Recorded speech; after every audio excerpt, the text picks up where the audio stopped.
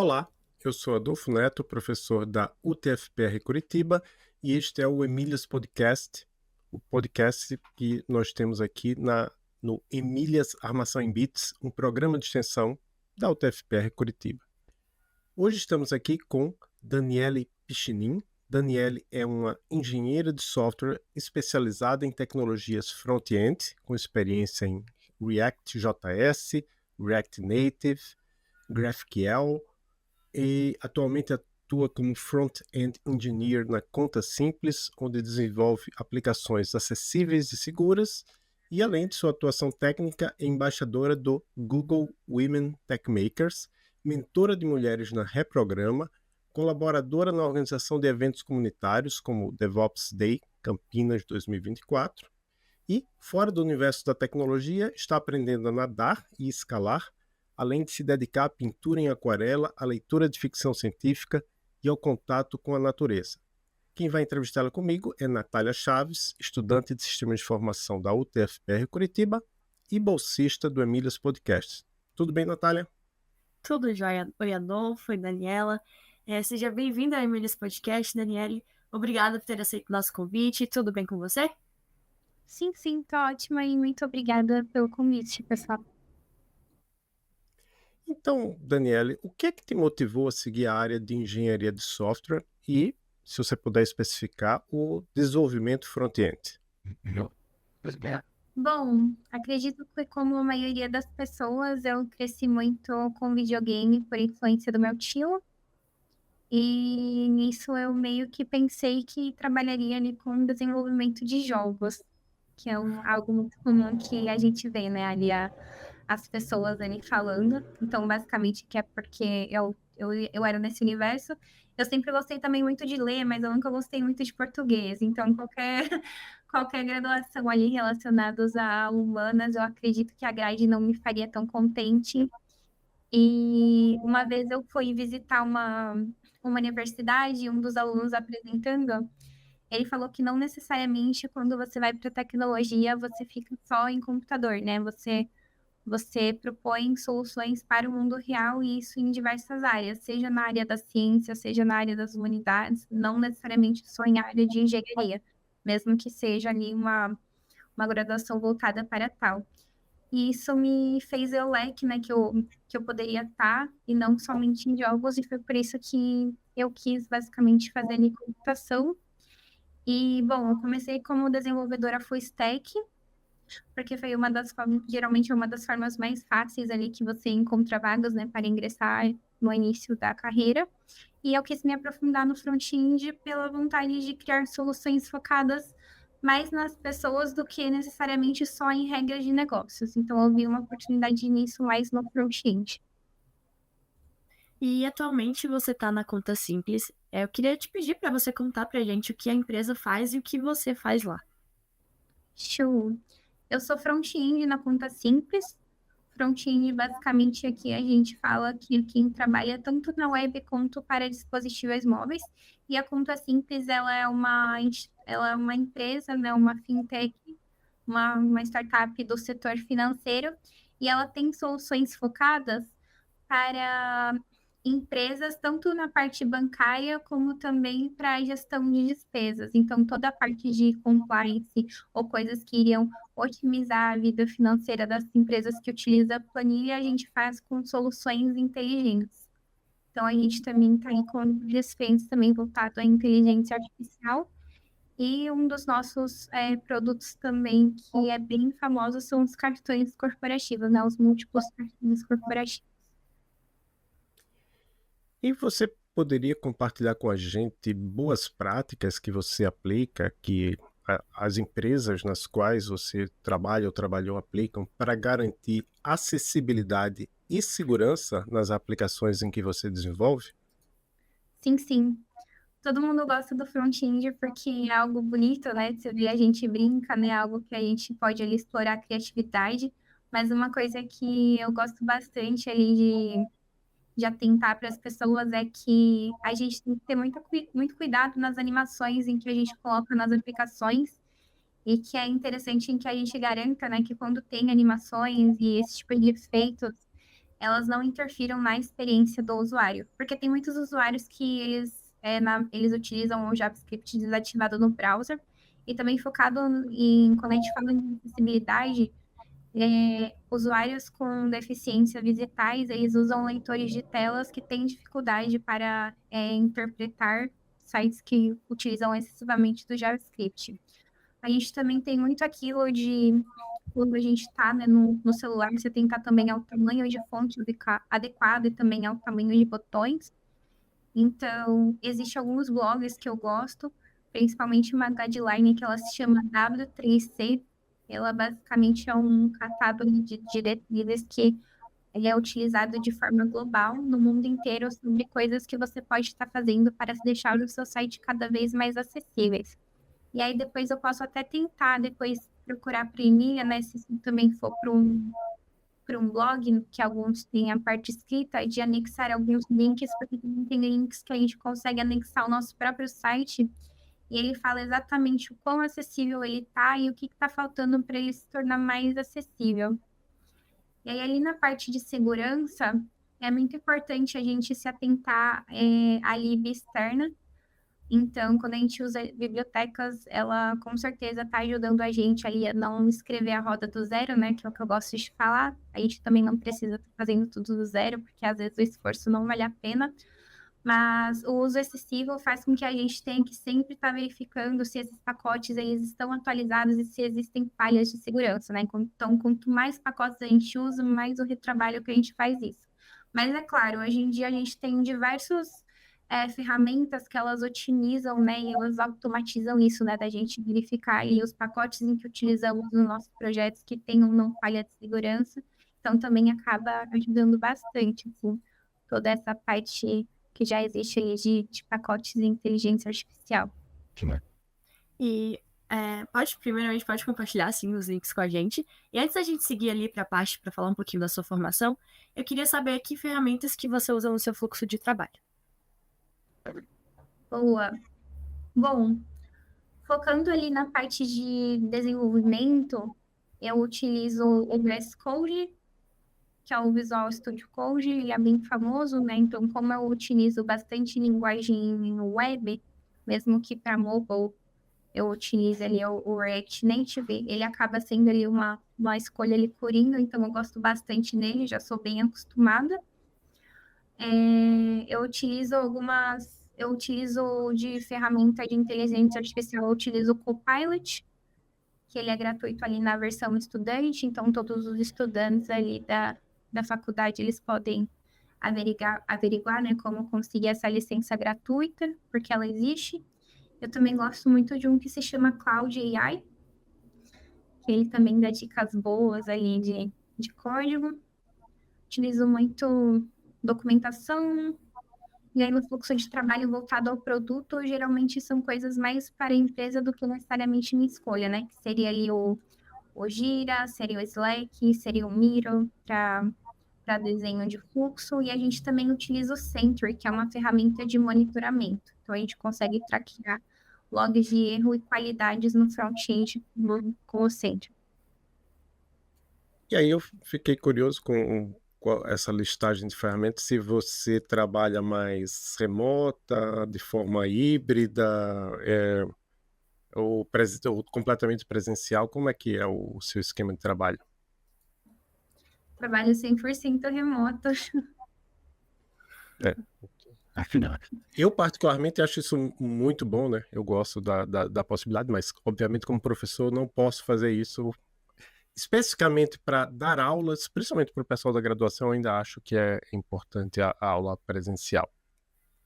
Mas você fez tecnologia em análise e desenvolvimento de sistemas pela FATEC Ribeirão Preto. Eu imagino que ainda foi numa época que era majoritariamente ou totalmente presencial. E como é que você escolheu este curso? Como é que você se interessou pela área de computação?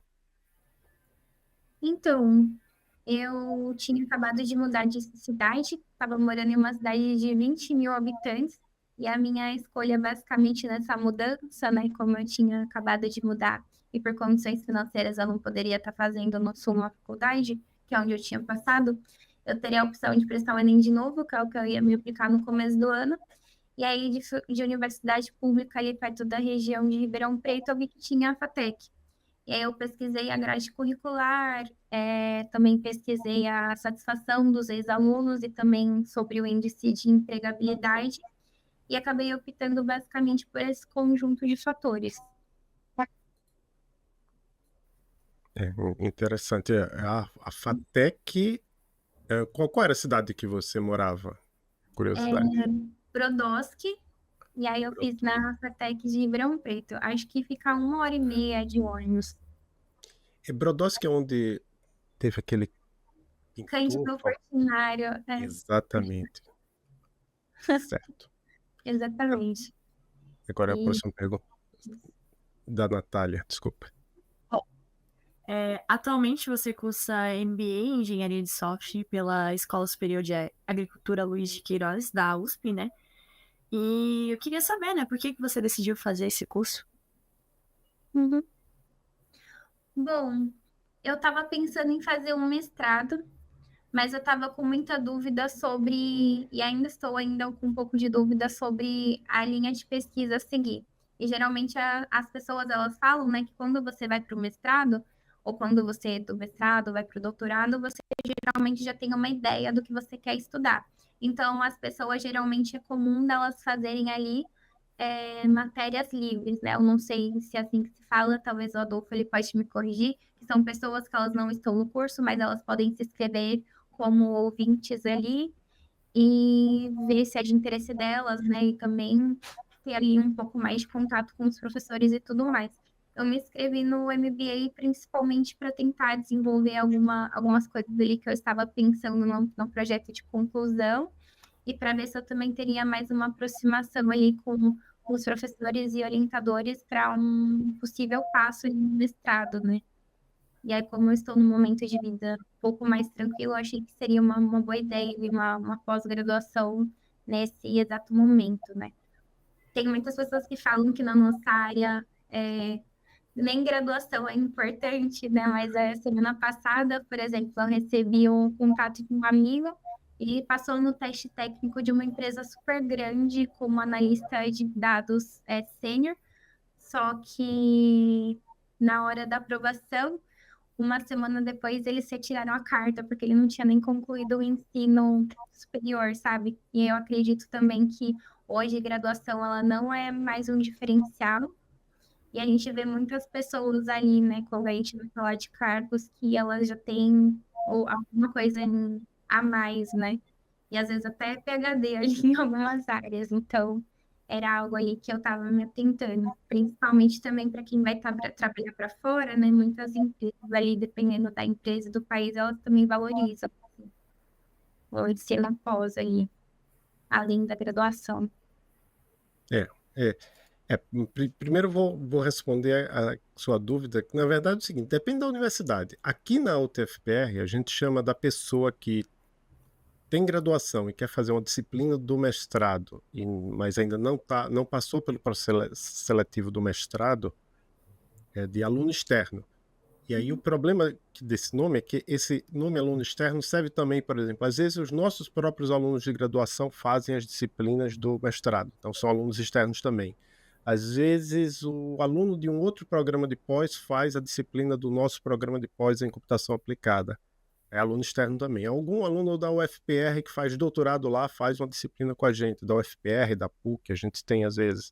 É aluno externo também. Então, na UTFPR é um nome só para todas essas coisas. Eu acho que quando eu teve uma época que eu estudava na USP, eu fiz doutorado na USP e eu fiz disciplina na Unicamp. Eu acho que na Unicamp eles chamavam de aluno especial. Enfim, então, e aí você já me deu um outro nome, não lembro, a matéria avulsa, qual que era mesmo? Eu acho que eu até esqueci também. Mas enfim. Hã? Aluno ouvinte, não foi? Tem esse nome também, mas é isso. O que importa, sabe, eu acho que o que é importante para todo mundo saber é que, por exemplo, se você já tem graduação e está em dúvida se quer ou não fazer um mestrado, procure na universidade mais próxima ou na universidade onde você pretende fazer o mestrado ou doutorado. Como é que se faz isso? Sempre dá para fazer isso.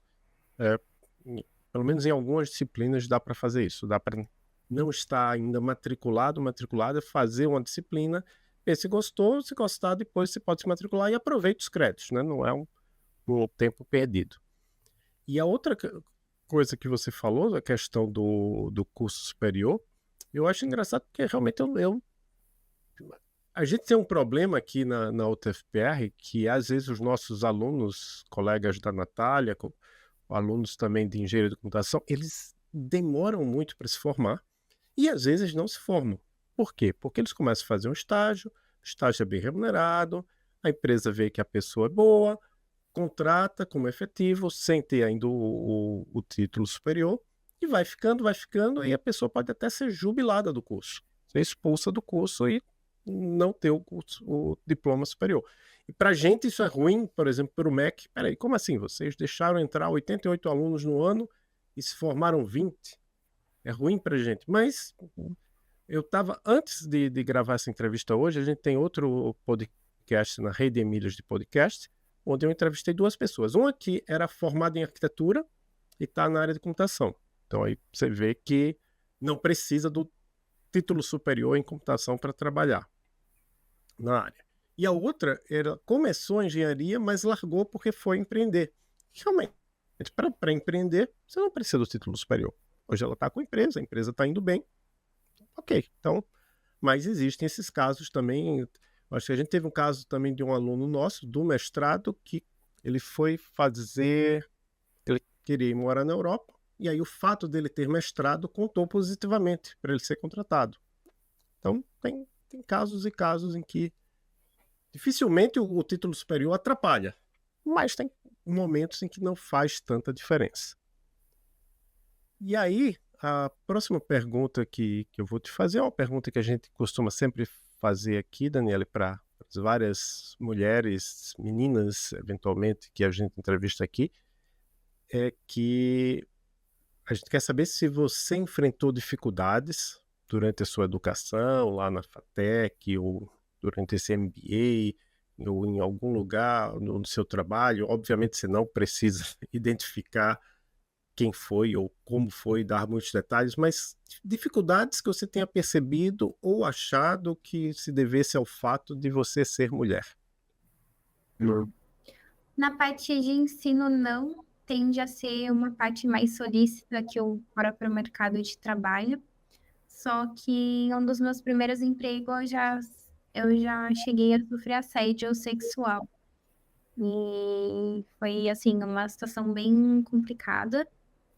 E, bom, estamos numa área que é majoritariamente também masculina, né? Então, você acaba também não tendo tanto apoio, né? Ou tantas pessoas que entendem, ou às vezes surgem alguns tipos de comentários ou situações que às vezes para mulheres ou pessoas ou algum grupo de pessoas que pensam de uma forma é um tipo de assédio, para outras, né, que às vezes tem uma vertente ali diferente, né, que tem uma criação um pouco diferente, acaba não sendo enxergado como assédio, então é algo bem difícil.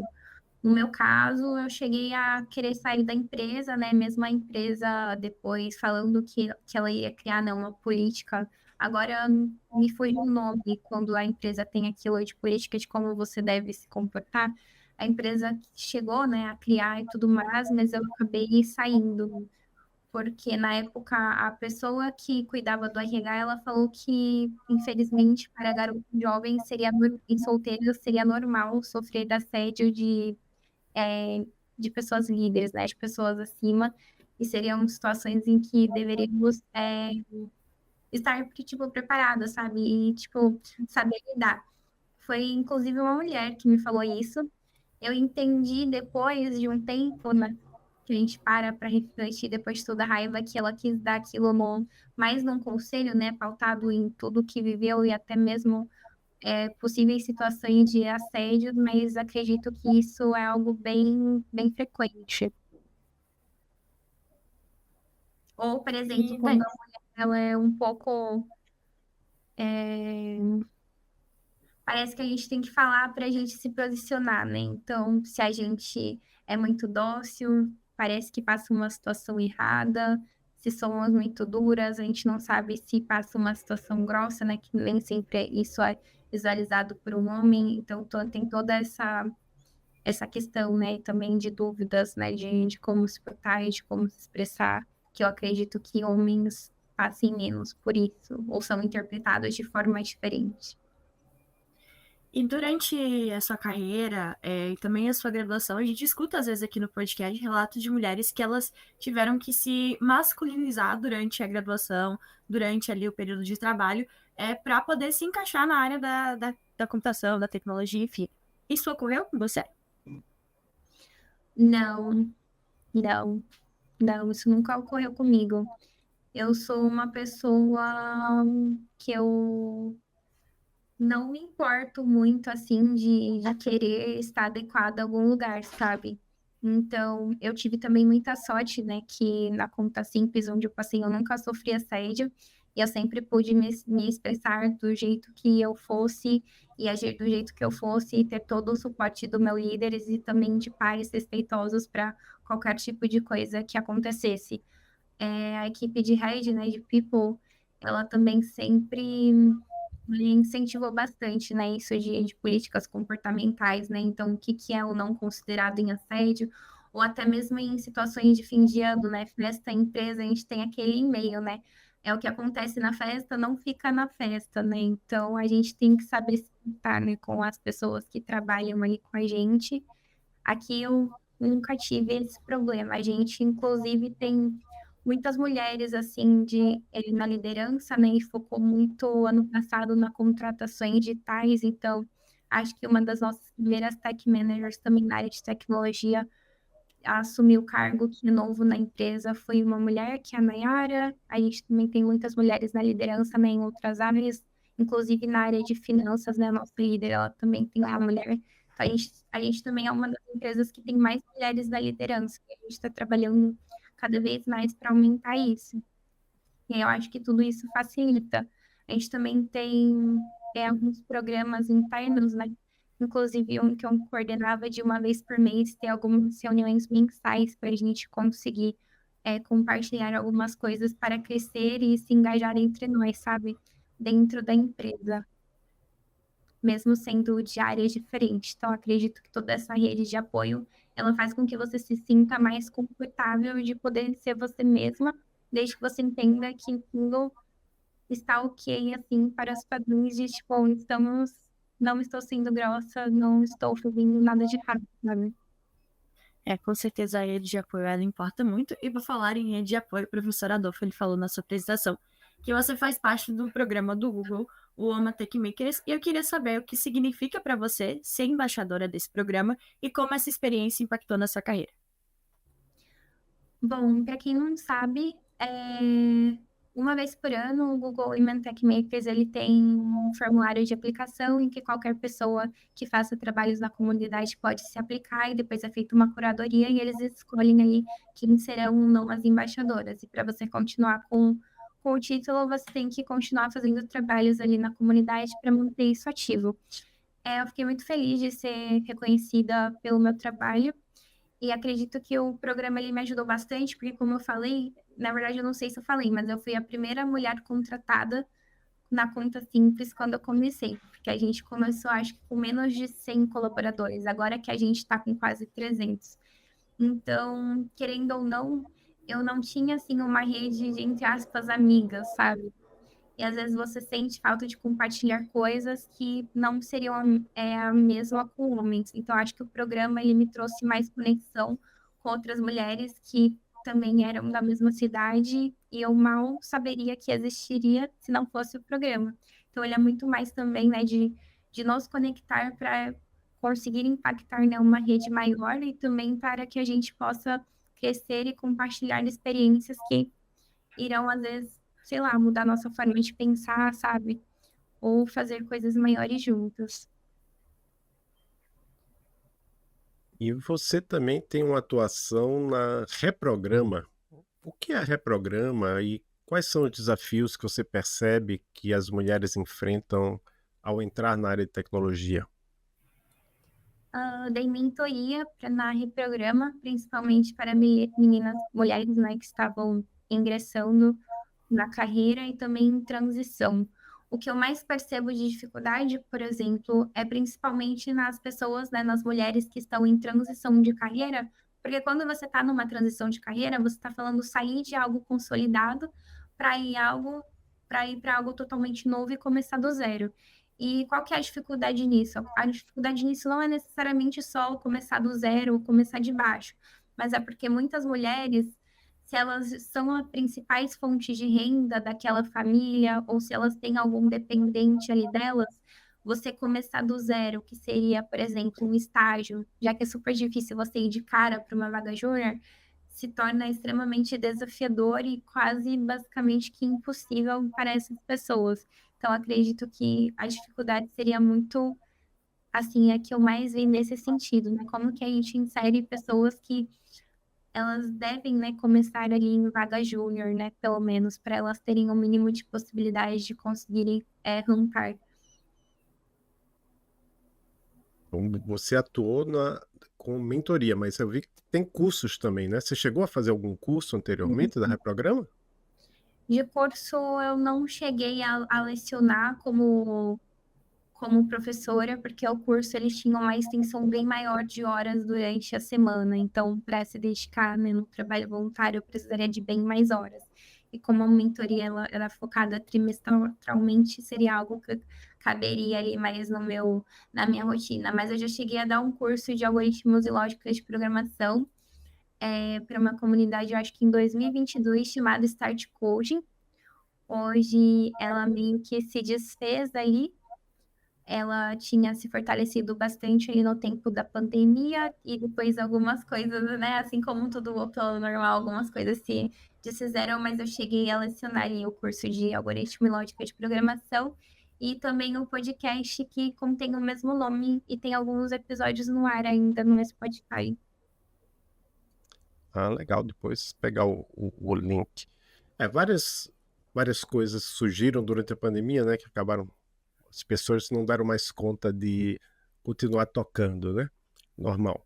E você ajudou a organizar um evento que é o DevOps Day Campinas 2024. Eu imagino que tenha sido um evento presencial. E como é que foi essa experiência? Qual foi o impacto do evento para a comunidade? O DevOps Day de Campinas do ano passado, quem me chamou, né, para ajudar na organização foi a Giovana, uma amiga que eu também tinha feito em um dos eventos comunitários online.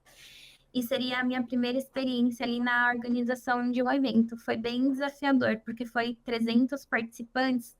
Então, você pensar como que você faz um evento para que tem pessoas de diversos níveis, né? Então, desde as pessoas que estão ali no nível iniciante até no nível ali mais avançado, especialista, né? Como que você faz um evento em que a maioria das pessoas, elas tirem proveito disso. Foi bem desafiador, no sentido nisso, né? Então, muito também, né, na seleção de palestras, como que a gente deixa tudo mais acessível, como a gente faz esse balanço. Inclusive, eu acho que a gente conseguiu uma participação de 41% dos palestrantes sendo mulheres, então isso também foi bem legal. Eu percebi no evento que, por exemplo, eu amo trabalhar remoto, sério. E eu sempre tive até as pessoas falando dessas conexões, assim, no presencial, porque você tendo presença, conexões pegando, tipo, 4 horas de transporte público, você não pensa muito bem nessas conexões. Mas se você tem, né, a possibilidade de você estar ali no seu final de semana, que você está um pouco mais tranquilo, para você realmente conhecer, né, as pessoas em que você conversa online, é uma coisa completamente diferente. Acredito que você consegue mais networking dessa forma, então consegui conversar com bastante mulheres também que trabalham, inclusive, para fora, sabe? Em que puderam dar várias dicas. Tem estandes de empresas, né? Então, quando você vai, geralmente tem empresas que, quando elas também vão abrir novos processos, elas dão preferência ou elas entrevistam primeiro as pessoas que estavam em tal evento para conhecer essa empresa. Você acaba falando, né, com pessoas que trabalham lá. Então, acredito que ele é bem proveitoso realmente no sentido de mais networking do que de fato só o aprendizado por si das palestras, né? Então, é bem legal assim essa experiência.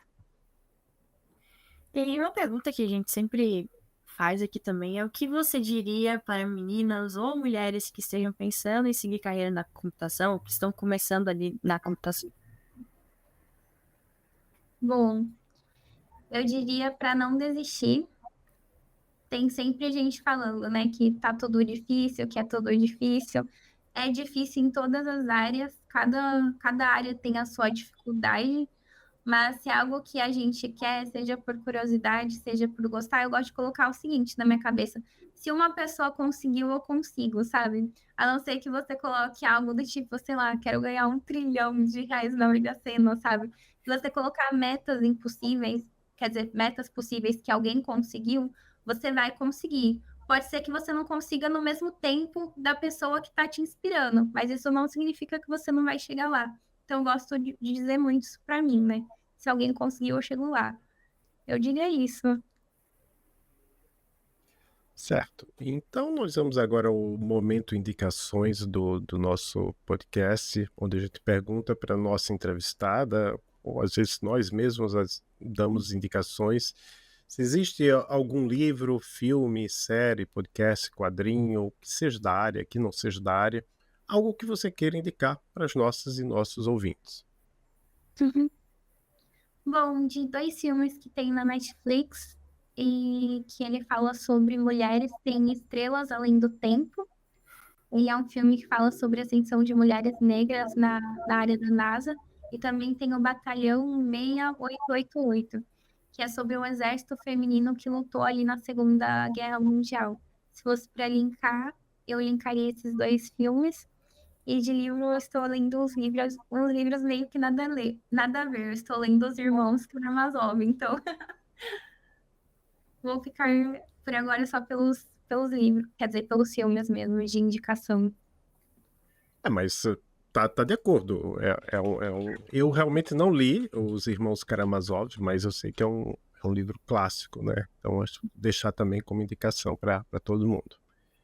E se alguém gostou de te escutar aqui, quer conversar com você, quer saber mais sobre você, ou você tem site, redes sociais. Eu utilizo redes sociais, também tem um blog que eu escrevo bastante. Eu tô começando, na verdade, esse ano a escrever ali sobre conteúdos técnicos. Se vocês jogarem o meu nome, Daniele Pichinin, só vai existir eu no mundo inteiro com esse sobrenome, então vocês irão me achar. E aí podem conectar no LinkedIn, que é onde eu posto mais conteúdos profissionais, e no Instagram eu não gosto de ver nada de tecnologia. Deixo ali só para ver as coisas de esporte, escalada e natureza. Justo. Então, nós chegamos ao fim desse episódio. Eu quero agradecer a sua presença aqui conosco no Emílias Podcast. E queria saber se você quer agradecer alguém, mandar um abraço para alguém. Eu queria agradecer vocês pelo convite. Estou muito feliz de estar aqui e espero ter ajudado quem é que esteja ouvindo aí. Tá joia, muito obrigado então, Daniele. Obrigado a todos e a todas que nos escutaram até agora. E até o próximo episódio do Emílias Podcast Mulheres na Computação. Tchau, tchau.